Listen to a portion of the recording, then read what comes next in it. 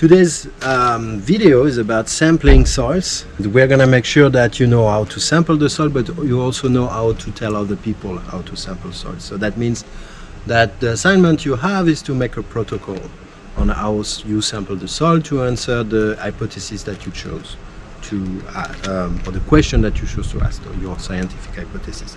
You all received a sampling bag that contains bunch of items. One of them is this sample form. This sample form, I provide you with a paper version, but it's probably easier if you fill that online and send it or post it on your website, because you'll be able to add an image. You could draw the map of the location where you are, or you can just go on Google Map, and this is an example of what I did for the property we're sampling, which happens to be my house right there, where you will be able to add points and dots wherever you sample. The other item in this bag is a bunch of sampling bags. They are small, but that's on purpose. We don't want to oversample, and we want to keep the quantities small. It's gonna be enough for what we want to do, also for shipping. Then you also have two vials that we're gonna use tomorrow when we sample the water, which is for us gonna be in 10 minutes. And you have a Sharpie that you're welcome to keep. This is a gift that we make for you. Okay, so the Sharpie is actually extremely important. It's super important to note and label correctly every single one of your sample, otherwise the samples are useless. I suggested on this document how to sample, how to label the samples. And for example, here it says that you're going to have to label a 5-point combined sample, SC1 to SC5, on the map. But it's only going to be on one bag. So the bag is going to be SC and then your initials. And that's going to be your sample name. And what does SC stand for? Combined, sample combined.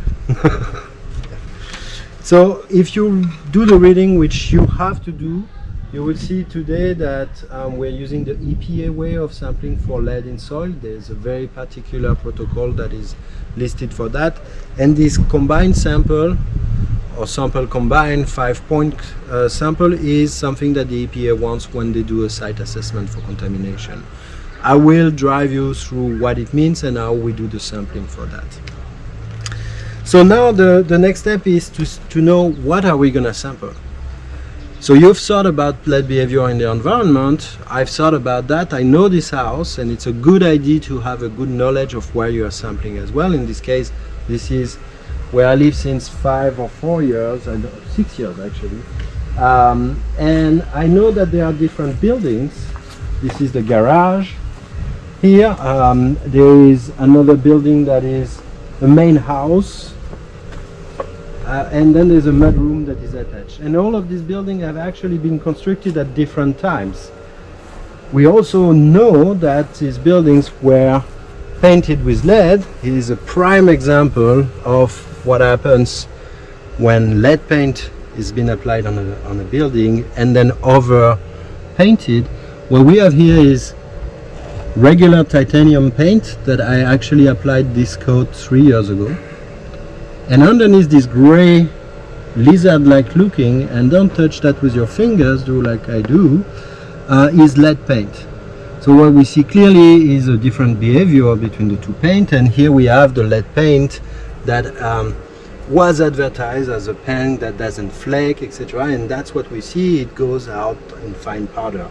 But we can zoom in onto the soil and we can clearly understand what the problem is when we are thinking about paint and lead paint. All of these little flakes that you see there are paint chips, right? They are white, so they are not necessarily lead paint chips, except that underneath any of these white paint chips is lead paint. So in fact, just covering with paint and letting it peel like that is going to add a lot of contamination to the soil. And as you can see on there, it has been repainted as well fairly recently, before I bought the house. But all of these lizard looking like patterns, I hope that you can see that in the video, is revealing that there is some old coats of paint, and actually several of them that were covered with new paint. In that case, the paint that I was covering with is a good paint in terms of resistance, so it's not flaking, or it's not flaking yet, but we know there is lead paint underneath. This one looks actually pretty good in showing that the lead paint is under and scaling before it was repainted. So it's important to scrape the house of the lead paint when we repaint, but it can never be done completely. So there's always going to be some leftover paint. So we see several pieces of the house, and they were all built in different times. This house, 1892. This mudroom is not present on the early maps of the house, but it starts appearing on maps that are dated 1920, 1925. So this is more recent.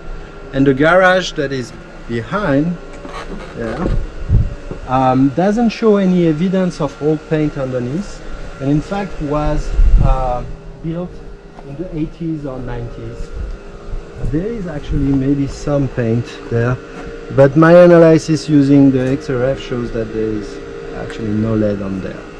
So we have 3 different dates, and I think an interesting hypothesis that we can test there is that the age of a structure is going to determine the concentration of lead that is present in the soil nearby this structure. And that's what I want to test today by sampling specific samples around these different building or constructions, so that later on when we analyze, we see if this hypothesis is verified or not.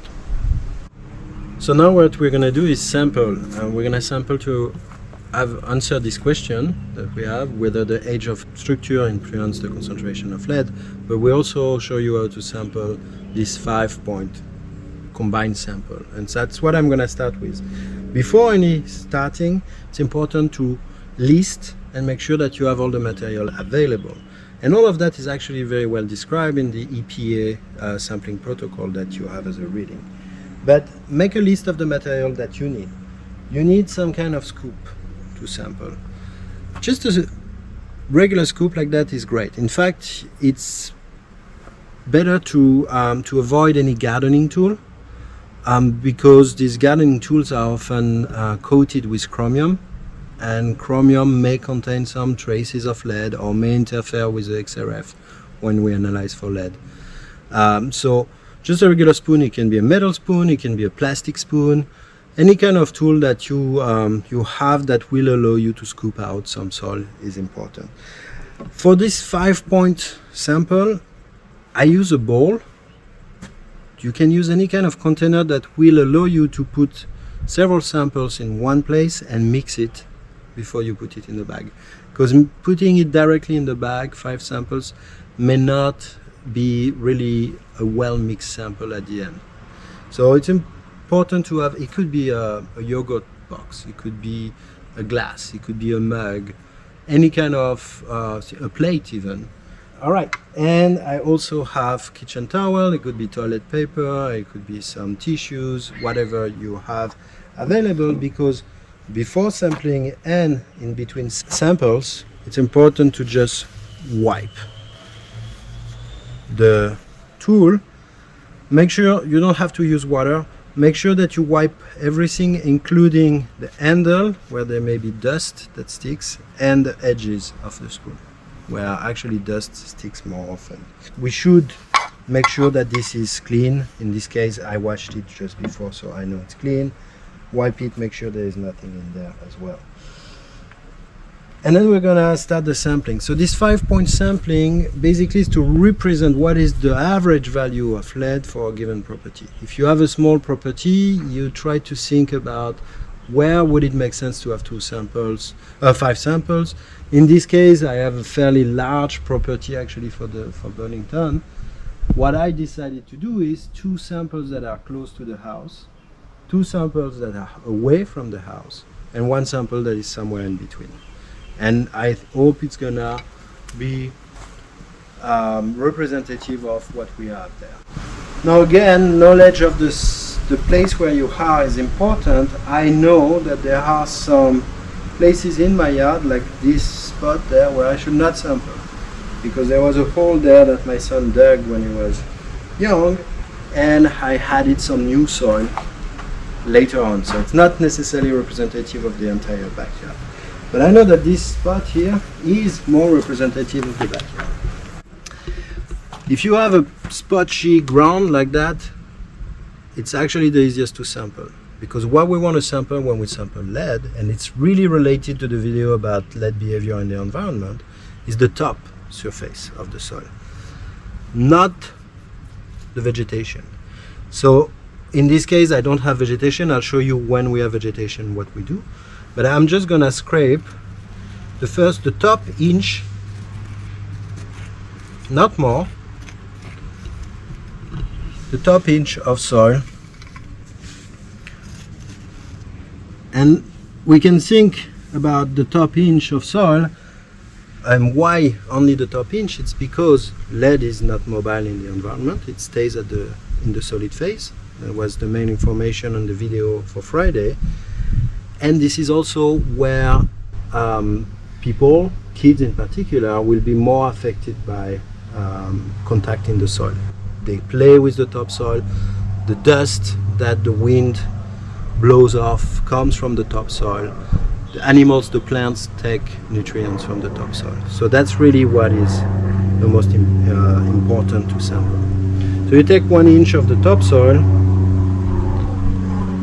and then you move to another location, and here I'm gonna go to a location where there is grass. Of course, in between samples, I will wipe clean that spoon. You see that there is, as I was talking about the edges have most of the dust on them. And then I'll take the second sample. So in that case there is grass there, so what we want to do is remove the top grass that is there. So just scrape the grass away over a small area. You don't have to dig the entire backyard down. And then again take the same volume of soil as you had before. We can take off the roots. We don't need the roots. We don't need that. We see a different soil in color. And we'll try anyway, before we analyze the sample as well, when they're back to Vermont, we'll remove any macrophyte, any big piece of vegetation that may be present. And then wipe clean again. So now I have my 2 samples that are what we call in general background samples. They're samples that are not affected by anything. I'll go somewhere in the middle. Again, we have vegetation. We scrape the top layer.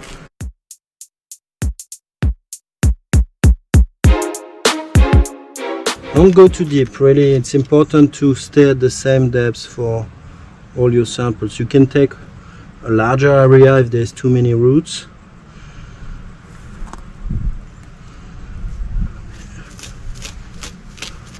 Okay.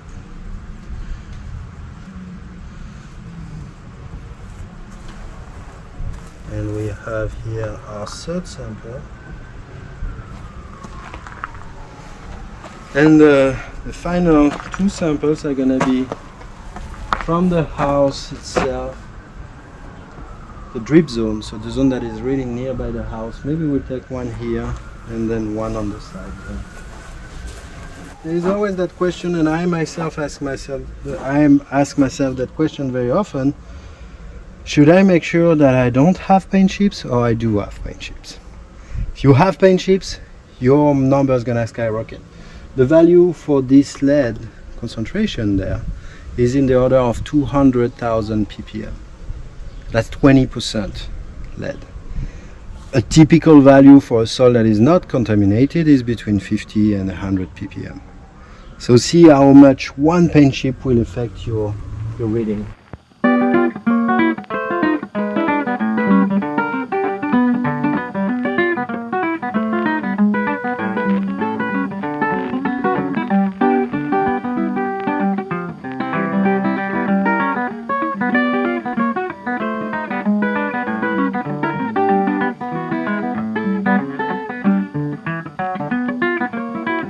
for the composite sample. I should have taken the same sample.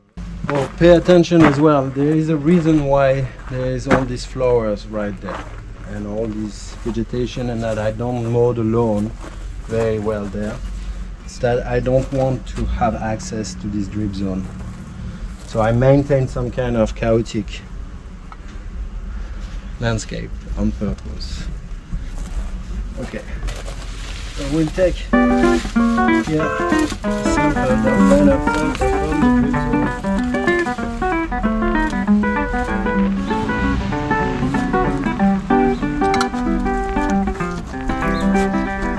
Alright, and once you have all the 5 samples into this one container, you start mixing it.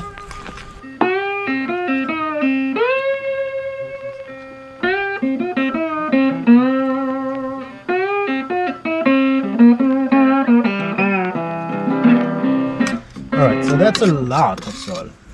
For the analysis that we want to do using X-ray fluorescence, and that's the purpose of the lecture in 2 days, we don't need that much. We actually probably only need that, even less than that. So we are not gonna take all of that. We're just gonna subsample our mix. Make sure that you write down on your sample bag that this is sample composite, and here I'll write Nico, and the date today is June 19 or 20, 19, 2020. Okay. So we have the name of the sample, the person, and the date. And the bag.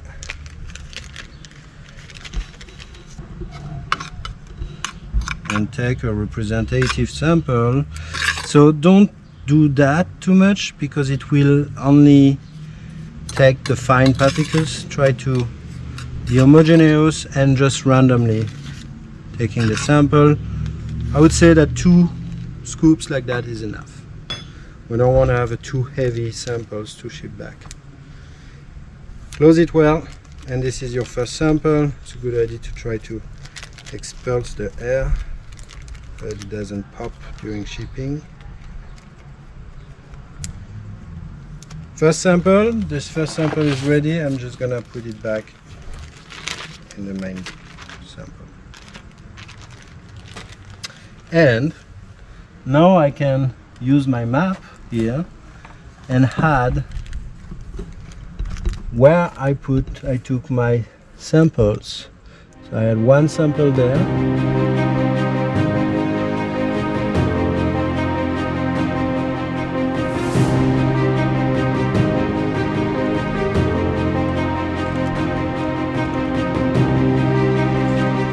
You can do that manually, you can do that using the computer.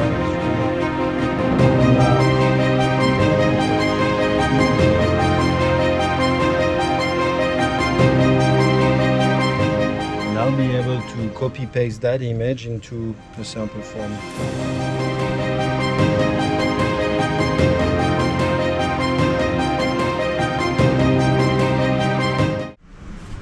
So to sample for the specific samples that we want to test for answering the hypothesis, you're going to have to put 1 sample in each bag. It's important to label correctly your bag. The best way to actually determine which sample is whom is to use your name. Use your initials. We will figure out actually from the package as well if there is a problem with the initials, but here I'm going to use my initials. Oops. NP, and I'm gonna put a number, and it's NP1. I'm gonna do a French one because it's easier to recognize, otherwise it looks like an L. And I'm gonna put the date. So I have 4 bags that I'm gonna fill with different samples to answer that question of the age of the building, as if the age of the building has an effect on net concentration. I'll show you one, but the protocol is the same for all of these samples. So what you want to do is find a place that answers your question, answers partially your question. In our case, we want to sample the drip zone, the zone that is close to the structure, Obviously that structure was lead painted, we still have some left over there, so that's a good example. I'm gonna go underneath the window, just because it's a choice. It could be anywhere in this case, more evidence of our paint under. And I will want to make sure that I'm not sampling the vegetation, but I'm sampling underneath the vegetation. So I clean up.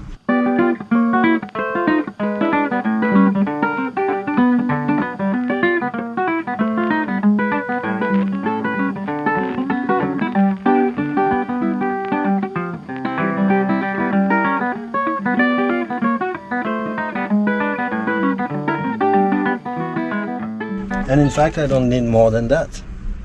Just a couple of scoops and you're good.